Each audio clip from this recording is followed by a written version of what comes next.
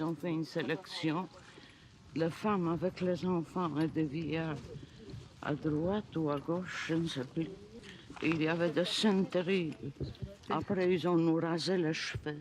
Oui. Ils ont nous déshabillés, ils ont nous mis des locks. Ils ont nous tatoués.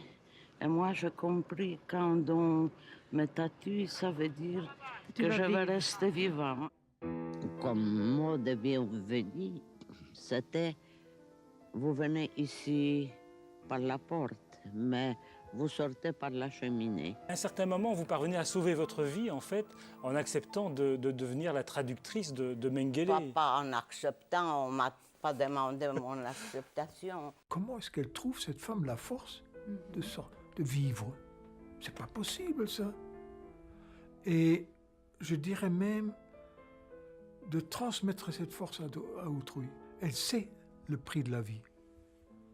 Et elle sait la richesse de la vie. Est-ce que vous avez une idée pourquoi Hitler a choisi les Juifs plutôt qu'une autre caractéristique pour l'extermination?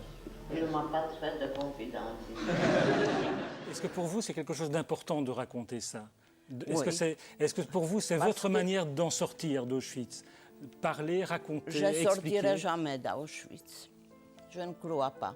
Je dois dire que c'était le jour le plus triste de ma vie.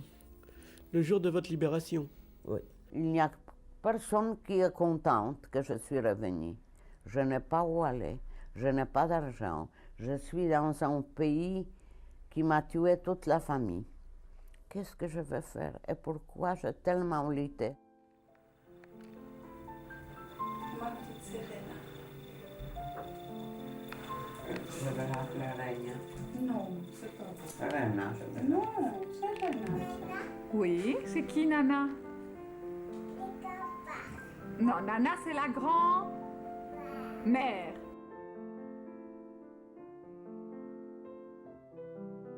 Et combien ils étaient par bloc? Elle m'a dit 1000, qu'elle était la seule survivante.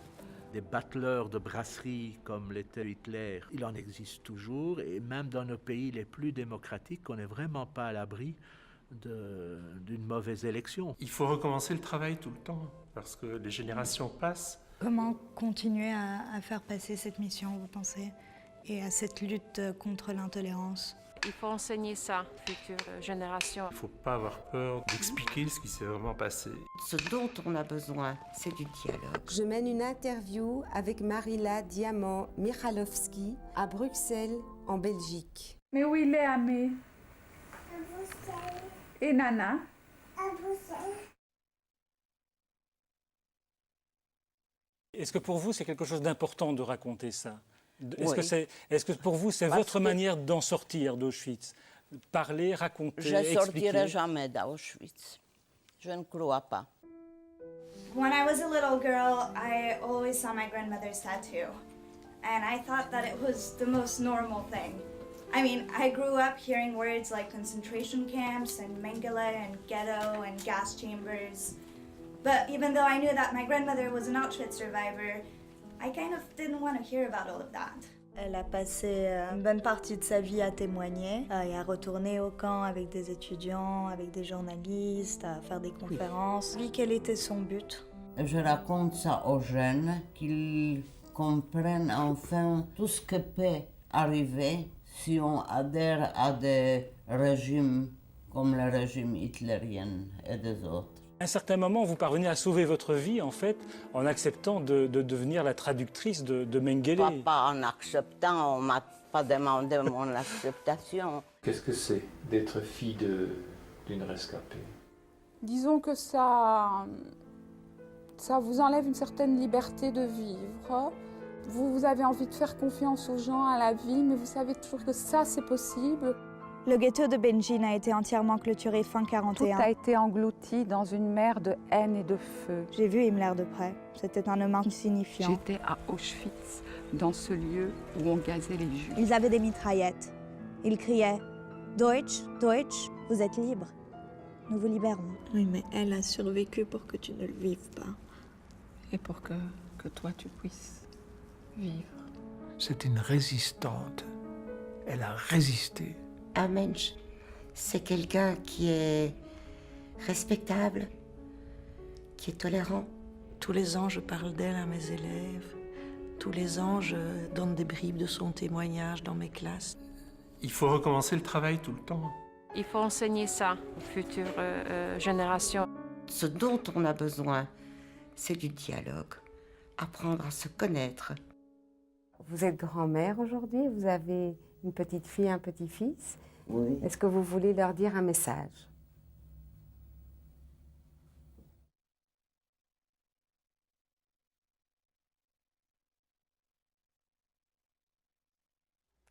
Welcome, once again, to the Radical Imagination. I'm your host, Jim Vredos. I'm a sociologist who's taught at John Jay College here in New York. Our show has been rooted in the idea that having people on from all walks of life who exhibit a creative and radical imagination will foster developments of thoughtful alternative narratives in others. It's one of the best ways to share the beauty and mystery of life while also showing support and encouragement for a more progressive and humane world. I was blessed to experience one of these transcendent narratives a few weeks ago when I saw the movie Nana, the incredible life of an Auschwitz Holocaust survivor. Nana, Maryla Michalowski-Dyamant, is the grandmother of Serene Dykman, who is also the director, producer, and writer of the documentary, and our guest on today's show. Nana died when Serena was 11, and although she spoke often of the Holocaust and Auschwitz to her granddaughter as a small child, Serena really didn't know what it was and had a million questions she would never be able to ask her personally. The documentary became a vehicle to answer some of those questions and the mystery of her grandmother's experience, survival, and as Serena has put it, what an accident she was. Nana is what she called her grandmother growing up, but the first two letters, N-A, can also stand for never again. As Serena puts it, she's my Nana, but she's also everywhere. She was a grandmother and my grandmother. It's fitting that Serena, who has transnational roots in Paris, Brussels, New York, and London, has created a transgenerational documentary masterpiece as a way of responding to modern-day instances of intolerance that she experienced herself as she happened to be in Brussels during the 2004 attack on the Jewish Museum there, and in Paris during the 2015 attacks on the Charlie Hebdo staff and offices. Nana is a larger-than-life character who is an example of the indomitable spirit and radical love of life. In that sense, she belongs to us all and is a call to action for people everywhere to fight intolerance wherever it exists, as Nana did her entire life. It's not just about the Jewish people, it's a part of history that belongs to us all. It's a great pleasure to welcome Serena to the Radical Imagination. Thank you so much for being here. Hi, Jim. Thank you so much for this incredible introduction. Oh, listen, I was just stunned by the movie. I loved it. It's a masterpiece, and thank you. That means a lot. It means a lot for the many people I know who are going to see it and who have already seen it. So just a little bit more background on how this all got started again. And you're a graduate of NYU. Yes. Good for you. Great. And so how did this all come about, this movie? Well, so I graduated NYU a couple years ago now. Believe it or not, I used to make comedies. I was going to ask you. Yes. The bed bugs. I mean, I don't know. Why don't we start with a little comedy? So you were initially attempting to be another what? Well, I don't think I attempted to be anything. Well, I attempted to be a filmmaker for sure. Right, but I think what's wonderful about filmmaking is that once you take on a project, you kind of live a different life during whether you're working on it for 6 months or for 3 years. you meet people because of it. You know, it's very unexpected. So yeah, I made a little romantic comedy about a bedbug inspector who infests people's beds instead of inspecting them, about a doorman who performs sexual favors for the old ladies in the building. Okay. Very New York New Yorkie, I was going to sort of say. I'm a New Yorker at heart, and it's a city that's very inspiring and that has stories on every street corner. And then I made a short narrative film about U.S. immigration. And then this project, Nana, kind of fell on my laps. I mean, it is my grandmother. I was, as you mentioned, I was in Brussels where I was raised the day of the terrorist attack in the Jewish Museum. And that, you know, when things happen in your home, it obviously, it means a lot more than when it happens far away. As sad as it is, that's just because you know the people there, etc. Yeah. And then I was in Paris the day of Charlie Hebdo attacks, and for some reason, I had been traveling. My grandmother wrote a memoir at the end of her life. I had never read it. I had barely thought about my grandmother for 10 years, as strange as that sounds. So she passed away when I was 11. But you were close. We were very close when I was little, when you were but little. to me she was the grandmother who cooked chocolate cake and who smoked a pack of cigarettes a day and who strangely had a tattoo on her arm. And I knew that she was a Holocaust survivor. I knew that she was very active because I would see her on TV a lot. She was always going on trips to Poland.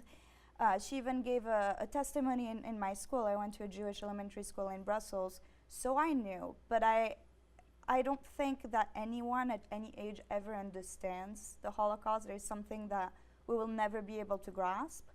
But when you're under 11, you really don't understand it. And what I did understand is that it was something that was incredibly painful, not just for her, but for my mother and for our entire family. It was painful for you to lose her at that time, too. That's a very vulnerable age, you're sort of, right?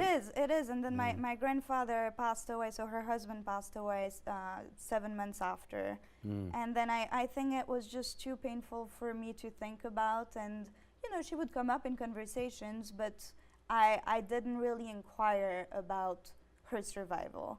And then, you know, fast forward about 10 years later, I find myself in Paris and in Brussels during those two events. And I had been thinking of reading her memoir, but everyone that had ever read it told me how hard it is to read. And so that... Yeah. No, I just want to make sure. So you said you went to a Jewish elementary school, but yes. Were you observant? I mean, not at all. Not at all. So you weren't necessarily involved in various aspects of Jewish life? No, I mean, I learned about Jewish history, about the holidays. But nothing... we would do Shabbat. Extensive. I learned Hebrew, which I forgot in the meantime, unfortunately. But that was pretty much the extent of it. Yeah, and then I think, you know, having witnessed those two events made me open her book. And I read it very quickly. It's as strange as that sounds, it's a page turner, because regardless of the fact that she's my grandmother and all of that, you're wondering at every page, how did you survive that day? Because what people forget, it's a 6-year-long survival from the ghetto to the camps. And I was flying back to New York for my last semester at NYU, and I suddenly felt this duty to do something. I was like, wait, I'm a filmmaker. I have this ability to, you know, to have an impact on a broader amount of people. I said I have to do something. She was this incredible woman, and I really hadn't realized the scope of her work, and I hadn't realized. Driven by yes, this. It was. I was reading that book on the plane, and I knew that I had to do something about it. What exactly, in what form, shape, I didn't know, but something had to be done. And also being in the aftermath of those attacks, I saw that more fingers were being pointed, and that you know, and especially today with social media, it's so easy to get wrong information and all of that, or to not read the entire article, which I think we're all guilty of to some extent. And I was like, I'm the granddaughter of this amazing woman, and I know that her work, her activism worked. That's a fact. The work, she was going to speak in schools, you know, every other day for decades. To raise consciousness, awareness of this event and the intolerance. Her message was really tolerance, and was teaching or reminding people and especially the youth, what can happen in a world without tolerance. And being, just in the midst of all of that in 2015, I was like, she's not here to do this job anymore. And most survivors are gone or are about to be in a few years. So we're in this very critical moment in time where the people, and I'm not even talking about Holocaust deniers and all of that.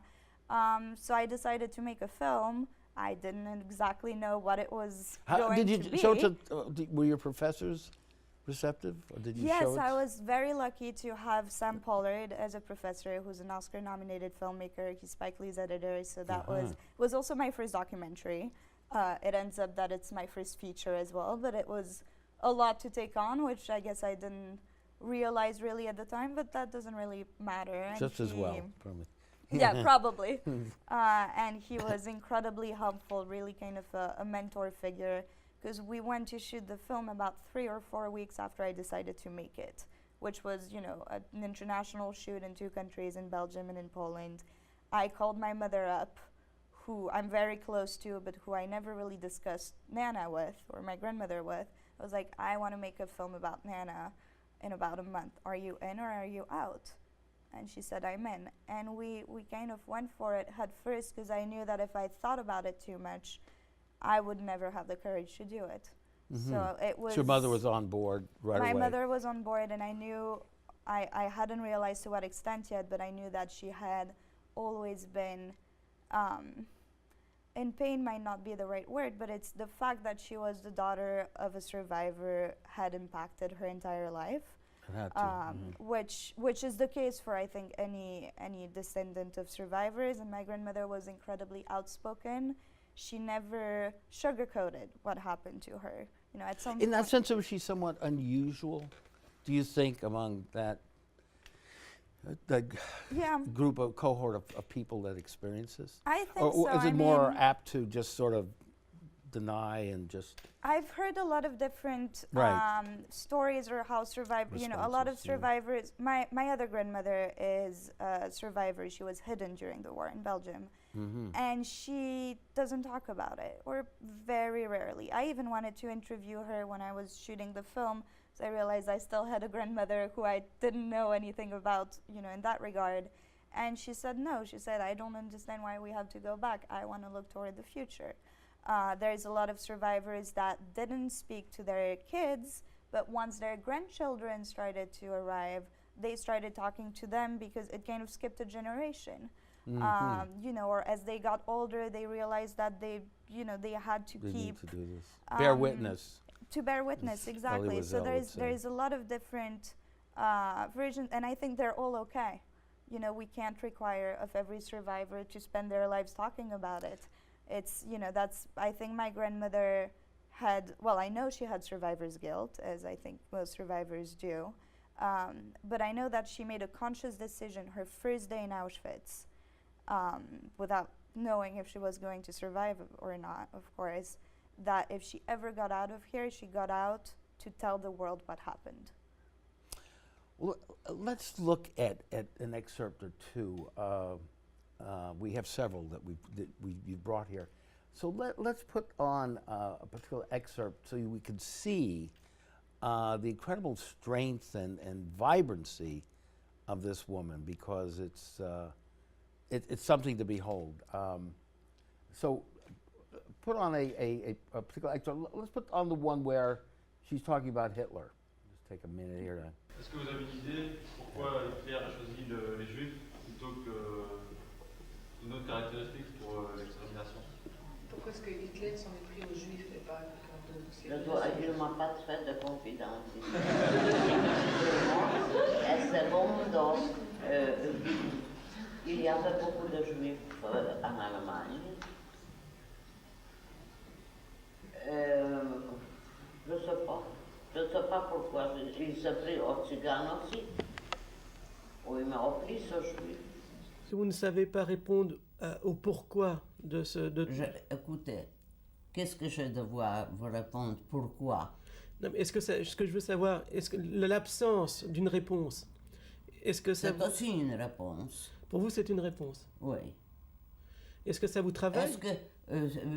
s'il vous plaît?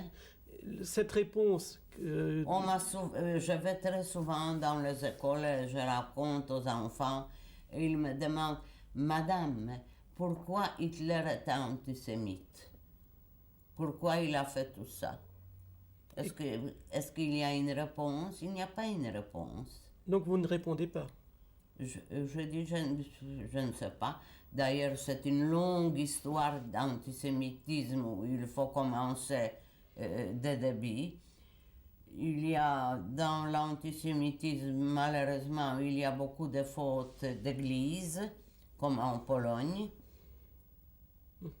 Si on met quelqu'un depuis leur enfance dans la tête que les Juifs ont tué Jésus-Christ et ils sont mauvais, alors ça reste tout de même quelque chose, la meilleure preuve. Moi, je trouve que Hitler, pour moi, c'était un maniaco-dépressif, un malade mental.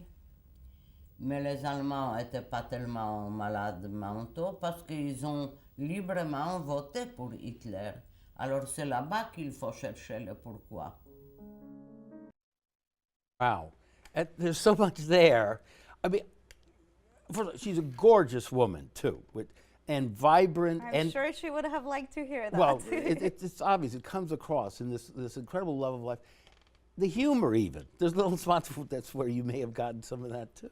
But, I mean, she answers the questions without the sort of venom and maliciousness or anger and hatred that she could very much have answered in that way.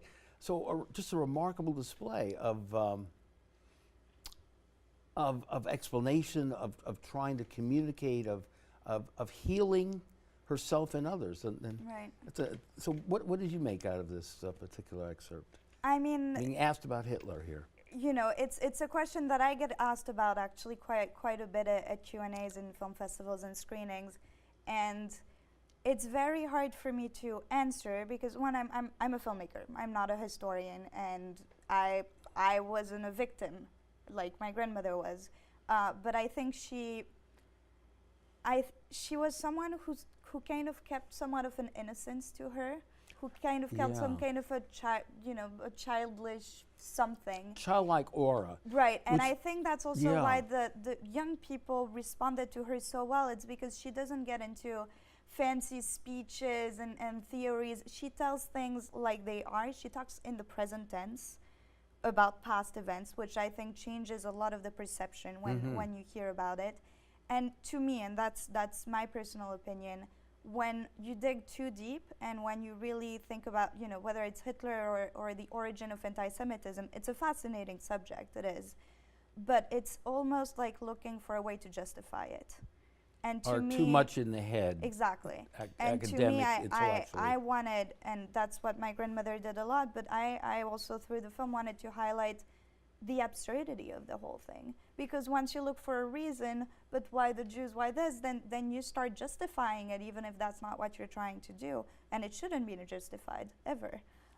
So that's my humble opinion on it. And poking fun, in a sense, or the absurdity, which, I know, as you were talking, I mean, Mel Brooks, to produce, this is his way of defeating Hitler, making him into the buffoon and, you know, joke he really was, a very bad joke.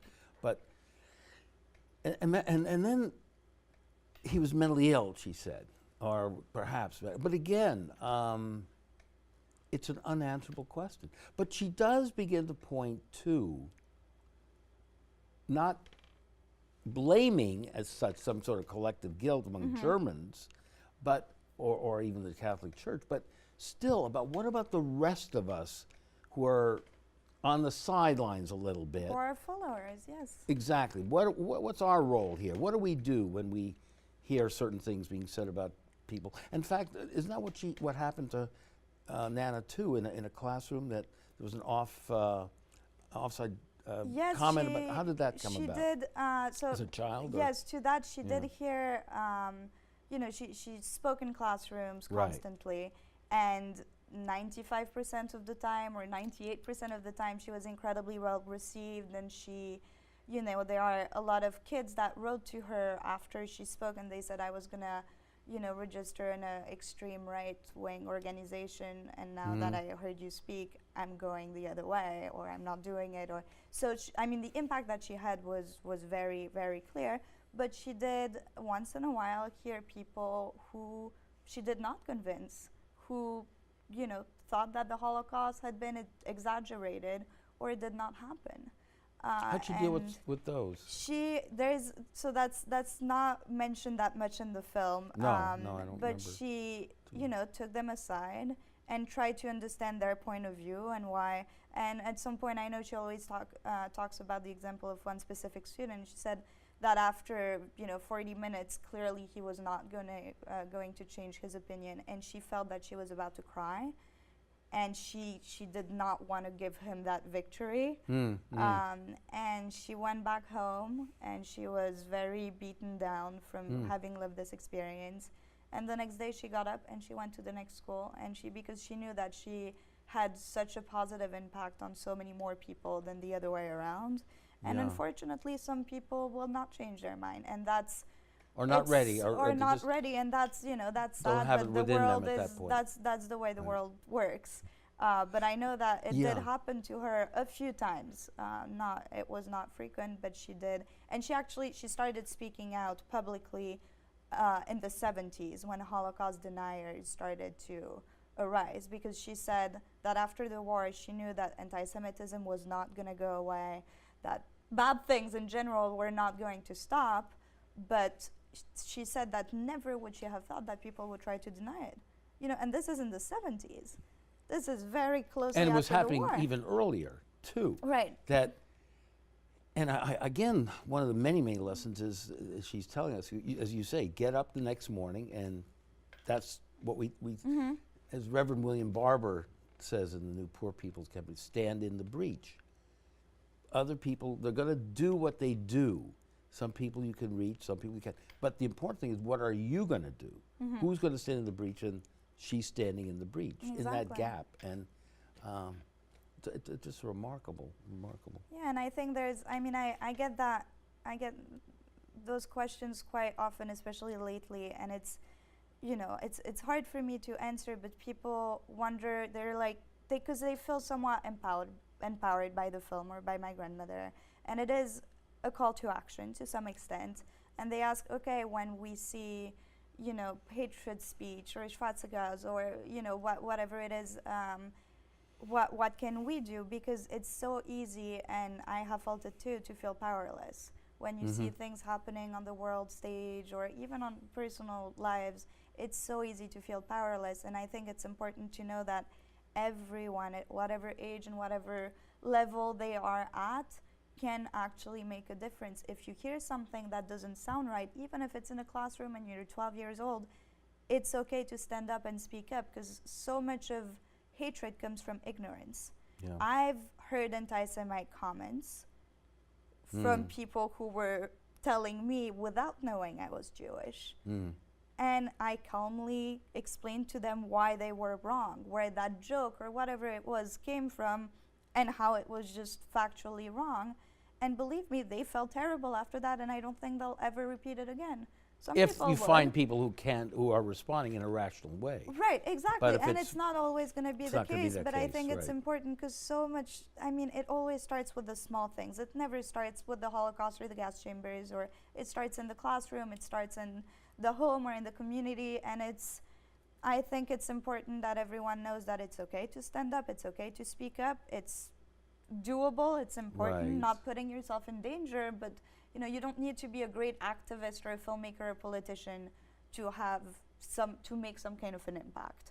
That's what I'm trying to say as well with the film. Yeah, no, I understand, and we want to get into also a few more of the excerpts, but as you say, this is not just for Jews.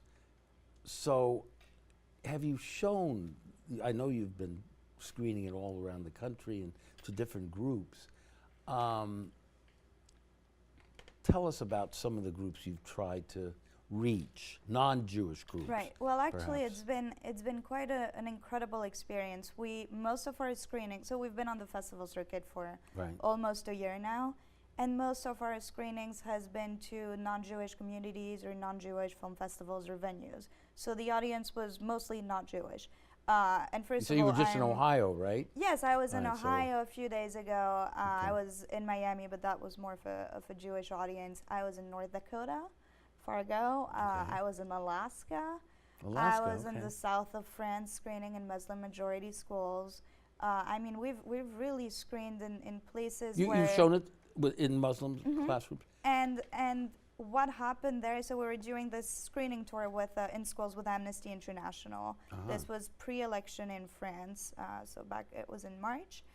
And you know, before I went, people told me just so you know, you might, you know, get some comments, just be prepared. And I'm not scared of that. You know, not everyone can like the film, not everyone can be convinced. That's just life. And the reaction of those kids was, You're talking about the Muslim yes, kids? was Tell us a little about that. some of the best reactions we've ever gotten. They asked incredibly smart questions, I think, because they Had were... they been familiar with So I the remember Holocaust? one class had actually been brought to Auschwitz for a day. So they had, you know, Some a real background, understanding. and I think they had stepped foot there, they had seen the place, but if I'm not mistaken, it was the first time they heard a survivor speak about it. And then other groups hadn't been familiar with it, or, you know, those were kids from, I think 12 to 14 was the age range. And, you know, I was afraid that it was too shocking, that they were too young, that they wouldn't connect, you know, the fears of a filmmaker.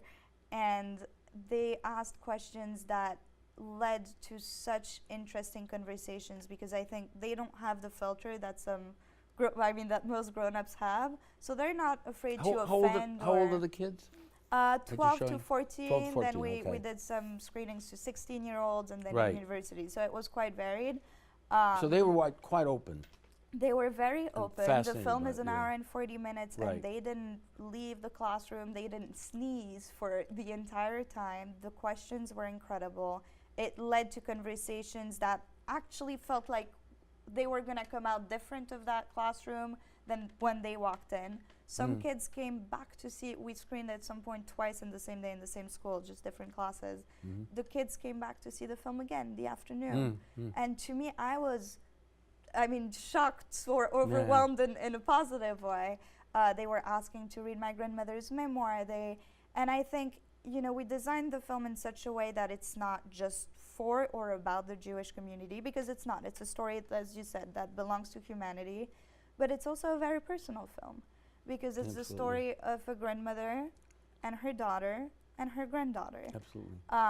And I think A love story. Yes. A deep love story. And I think that family connection is something that most people can relate to, whether they're Jewish, whether point. they have, you know, some huge trauma in their past or not. It's something, and being discriminated against is also something that unfortunately a lot of people can relate to. And at that point, being Jewish or not is not what matters. And you stay out of the politics, but you in a way, just like Nana, you get into it in another way. I mean, which is very I good. try. Right. So for example, all right. So if you showed example, Black Lives Matter groups. Okay, and blacks and Jews were very, very close allies in the 60s and the struggles and so on. Not quite as much contemporary America. My fervent view is that they need to be, and so on. So when you show this to, let's say, a Black Lives Matter group, which have you done that? Or, no, but that's would be- something I would love to do. And I know we talked a little about this before the show, but mentioning Middle East politics within this, because the existence or the right for Israel to exist, and get into a two-state solution, which seems to have been given up by so many in the conflict there, and the need to remind the Israelis to not, through certain government policies, bully others, because, you know, one should love the other and love the stranger. because you were the stranger in, Right. in Egypt and elsewhere. So, I mean, these are political, very, very hard political questions that you try to not. How do you think Nana might Well, that's might be operating at this point? I can't speak for her. Okay. You know, there's a lot that I would. You know, a lot of people ask me what she would think of the current political situation in Europe and in America. Right. And I say, I mean, you've seen the film, you Yeah. saw what kind of person she was and what she stood up for. You can imagine. Pretty obvious. It's pretty obvious, but at the same time, you know, she passed away 14 years ago, last week actually. So I can't speak for her, and no one can. I think regarding politics, we made a very conscious decision, especially for Israel, when we made the film, because it's something that we thought about. So I got over 100 hours of interviews of her, of archival footage. So the material to choose from was giant, and everything was so interesting. It was very, very hard to make this film. But all that to say that to cut it down. Yes, to cut it down. You know, when you have over 100 hours and you cut it down to an hour and a half, that's a lot of work. But Israel is almost never mentioned. I mean, she's rarely asked about it. You did tell me that she had visited. Yes, she went. It's a country that she was very attached to, that she really loved. She had a lot of friends and a lot of survivor friends who moved there after the war, which I know is something she considered doing. But didn't. But didn't. So that tells you something too. Right. And so, but that's pretty much the extent of my knowledge around it. And one of the reasons that we decided not to put it in the film is because, yes, it is relevant on some level. There is obviously a connection between the story and Israel, but this is a film that is supposed or is trying to gather people and it's about basic human values. I understand. Before the Holocaust and history and tolerance, it's just basic human values. What kind of human do you want to be in society? Right. And Israel is such a complicated subject and complicated question that anyone you talk to, whether they're Jewish, Israeli or not, it will start being a debate. And then we completely forget the message and the subject of the film. And surprisingly, at none of our screenings has it been brought up. Right. And that's, to me, it's a very interesting conversation to have after a screening or with people I meet. But it's not what people think about when they see the film, and that's something that the team and I are quite proud of. I was going to say it's the main message. Another indication of the right success of the success. Let's look at another clip. Let's try the one where she's having her last cigarette, right? Because she did smoke. She did smoke. And yes. She passed on it. What, she's 84, 85? Yes, she was 84. So she did not pass away from cigarettes. No, I don't think it extended her life, but she was a smoker. Okay, let's see this excerpt. Finalement arrivé, je savais que c'était Auschwitz. Presque tous ceux qui sont arrivés avec moi sont morts. Moi, je pense, je me dis, on nous laisse crever comme ça. Et personne ne nous défend. Quand je suis sortie du train, je savais où j'étais, que j'allais mourir. Mes vêtements étaient déchirés, j'étais dans un état second. Je ne savais plus rien de mes parents et de mon frère. J'étais à Auschwitz. Dans ce lieu où on gazait les Juifs. Et moi, je me suis maquillée et j'ai fumé une cigarette. Une dame beaucoup plus âgée que moi m'a dit, vous pouvez fumer maintenant, vous maquiller? J'ai dit, écoutez madame, pour mourir, il faut être convenable. Et ça, c'est peut-être ma dernière cigarette dans ma vie. So, what is she saying there? What do you make of the last cigarette of her life? I think she was someone who was in love with life from the moment she got on this earth in 1919. It's a little less in the film, but it's there. She had a very happy childhood. She lived in a small town in Poland. She had a brother, parents. that loved her. She went to school. She was good in school, terrible at math.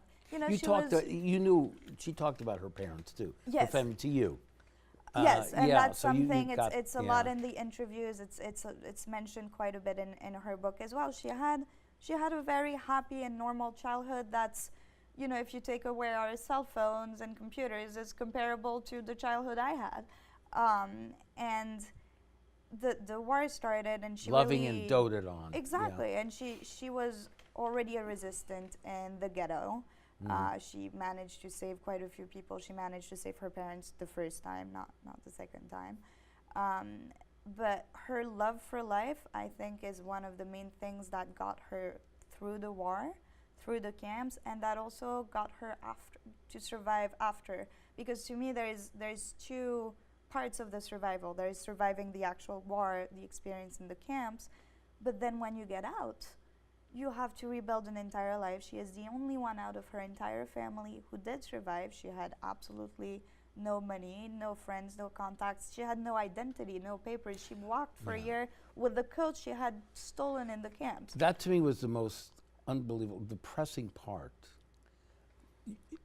No, she didn't have a soul in the world.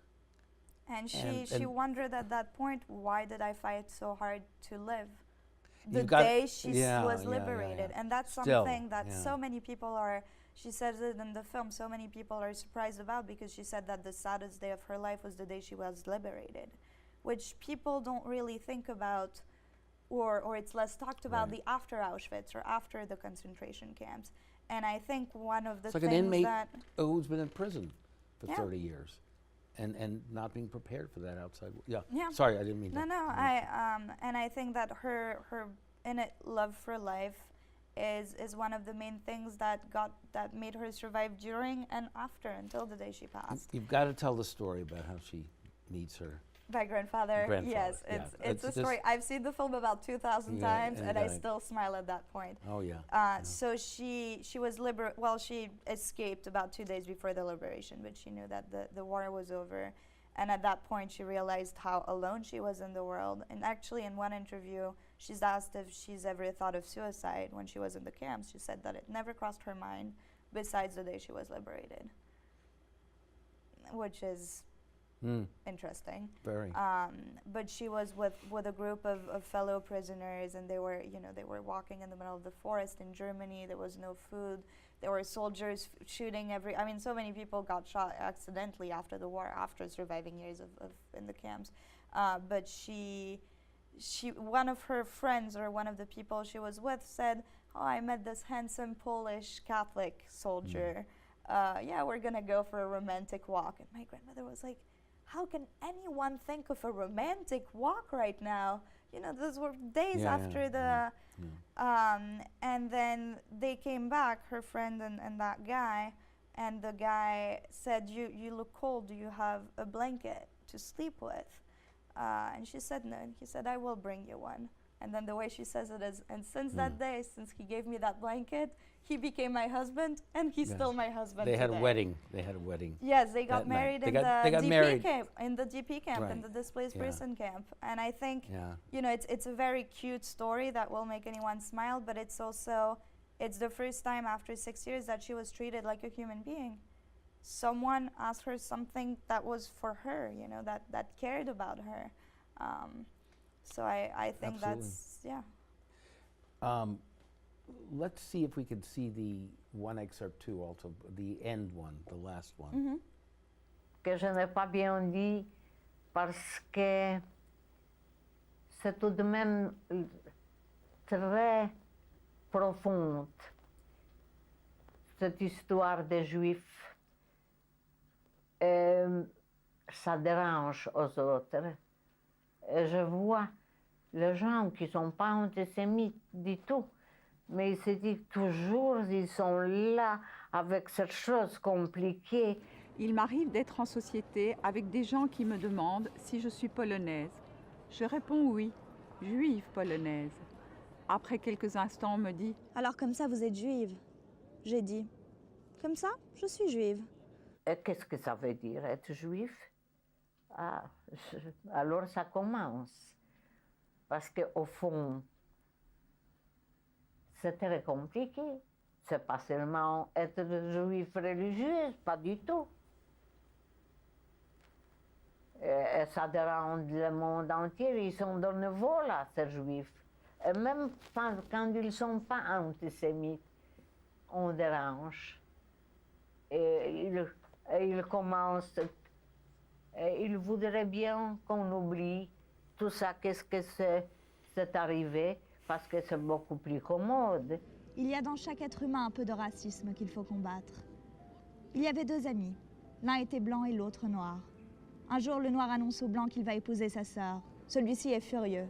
« Je veux bien être ton frère, mais pas ton beau-frère. » Wow. We could do 14 shows on just that phrase, Jews upset people, but what, you never get tired of watching this. I could tell, right? I mean, it's just never-ending giving. That's true. To you personally. Yeah, there's something do you about understand her that? Yeah. You know what profound depths she's... No, and there's something... The gift that she's given. Incredible that's been happening since we made the film and been showing the film, that the people that I got to meet because of it, whether it's an audience member in, once again, North Dakota, or someone who's more involved in the Jewish world, people talk about her as if, one, they knew her, and two, as if she was still with us. And somehow she still is. That is the magic of film, and I can't think enough all the people that filmed her when she was here, and the fact that she was so willing to talk. But there's been this almost magical thing where, I literally enter a place in Alaska in December and I see my grandmother, and people come up to me and they talk to me about Nana. I'm like, hi, who are you? And it's just, that to me is one of the biggest gifts I could have asked for, because it's just, it's magical. I think her message is powerful enough and her work was strong enough that it still lives on, and it'll keep living on, I Absolutely. hope. And the way she carries herself, and the way she dresses. I mean, even the way, she's just, I don't know, it's not the word to, she's a star. She is someone that people gravitate toward very naturally. It's, I'm part Greek and Russian Jewish, and it's sort of, again, like I'm thinking as we're talking about the portrayal of Zorba the Greek, Anthony Quinn. You've seen that? No. Oh, you've got to see. Oh, please. All right, it was 1964, 65. Theodorakis, the music, but okay. Well, that's something you'll take a look. Yes, but again, absolutely. the power of this personality of this. So she mentioned a little about, the religious part of it. Have you shown it to some of the religious Jewish or observant groups? Or are any plans of doing that? Or yes, we've screened a little bit, not on purpose to particularly religious groups, right. but through fundraising or through film screenings. I'm always a little, not worried, but curious to know what they'll think, because my grandmother was openly not religious. And there's, the end credits of the film are actually a bunch of very funny moments. And at some point she's asked, can one feel Jewish without being Jewish? And she thinks for a second and she said, it can happen, but what imbecile would want to be Jewish? And the entire audience always laughs at that point. The way she says it is just very funny, especially after you've seen for an hour and a half everything that happened to her because she was Jewish. It's funny, but yet... But it's profound. It's profound and it's serious, and I think she's very proud. And I know, she's very proud to be Jewish, and right. she never hid it. And she, she made it a point, even at the end of the film, whenever she was asked if she was Polish, because she had a Polish accent in French. She said Polish and Jewish. She was incredibly proud of her identity and wore it every day. But she grew up in a very liberal family, even though it was 100 years ago. Yeah. She didn't eat kosher. Her parents didn't eat kosher. Her grandparents did. Her grandparents were very religious. What did her father do? He was an accountant. Right. And then your grandfather was they started a business too, right? Yes, and my He became a grandfather was tailor? Catholic. Was Catholic. So to marry, you know, a Catholic guy in, Right. in 46, I believe, was someone that was very daring, something that was very unusual, let's say. But yeah, so they both arrived in Belgium. They didn't know anyone. They learned how to speak French because they didn't know the language. And my grandfather learned how to sew, and then he started making clothes, and she was modeling for him. I bet. Yeah. So yeah, they Successful. never, you know, it was a good business, but it never reached. You know, it was a little family business that they had. But she was always very elegant and very well dressed, and everything she wore, my grandfather made for her. So it was very cute. Well, on my side, my Nana, grandmother, was white Russian, and you just mentioned the Catholic Jewish. She married. This was back in Dresden where they met. My grandfather came, left home at 12, little village in Russia, to become an artist and studied at the Royal Academy. So they met. My grandmother met through his exhibit of his paintings and fell in love with his paintings and wanted to meet the artist. And they met, and within 3 months they were married and had an incredible 68-year marriage. But he was Jewish. She was white Russian. So that's like black and white marrying in the 30s. Right. In the South here. So, no, it's probably another reason that, you know, this movie touches. It touches anybody who sees it. Will be touched in some way. They'll have their own narrative, life history that they will bring to it, and if they remain in any sense open, they will be enormously, incredibly and it's happened a lot, yeah. and it's wonderful. We have people coming up to us after screenings, and you know, they hug us, or they start crying or laughing with us, or whatever it is, and they say, "Oh, you know, this makes me think of my grandmother or grandfather." And I'm like, "Oh, were they in the camps or were they hidden?" They say, "No, not at all." You know, and I think it's just that family connection, that dynamic of one generation to the other, to the third one. Very that's fundamental, just very absolutely. relatable. And also one of the reasons why I did that is I wanted to make sure that, so I just turned 25. I was 22 when I started making the film. And I wanted to make sure that people my age, millennials or even younger, could relate to it. And that it's, you know, there's this whole scare about Holocaust fatigue, as they call it. And to kind of show that it's okay to be young and to care, and remind people or teach people why it's why it's relevant. Because when I grew up and learned about it, I didn't understand why I had to know about it. Yes, it was in my family, so personally I knew, but I, you know, at 5, 6 years old, whatever, you don't necessarily understand that you need to learn history not just for remembrance purposes, but also because it teaches you very, very important lessons for the present and the future. And I think once you tell people that and you show that, you know, someone who's still fairly young cares, then it's okay to care, or you don't need to be a historian to care. And it's been so far very well received by the youth, and I find myself talking about this to people who I never would think would care. Right. And then they're the ones who are talking to me about it, and I think that's been incredible. That's just been the amount of people that actually do care or do know or do want to learn more is much wider and much younger, also a young population than what I had assumed, and that I know a lot of people do assume. So that's been a nice discovery. Well, in the minute or so that we have left, just very again. Tell us what you're working on now. I know it's a business, so, and there's funding, and you want to get this distributed and so on. So tell us a little about all that, and what are some of your other projects? Yeah, so I'm still touring with the film and film festivals, where one of my main goals is to get it in schools. So we're licensing it to schools, universities, colleges, high schools, middle schools. Great. So if anyone is interested about that, go on nanafilm.com, nanafilm.com, and you can reach us there. You know, television, and the goal is for it to be seen by as many people as possible. and by people who wouldn't necessarily go see a film like this in the theaters, or who kind of stumble upon it by accident or in a classroom. So it's having a wide reach makes sense for any film, but for this we know it works. I've been doing this for over a year in festivals and such, and it's wonderful to screen in schools, and if anyone is interested, nanafilm.com.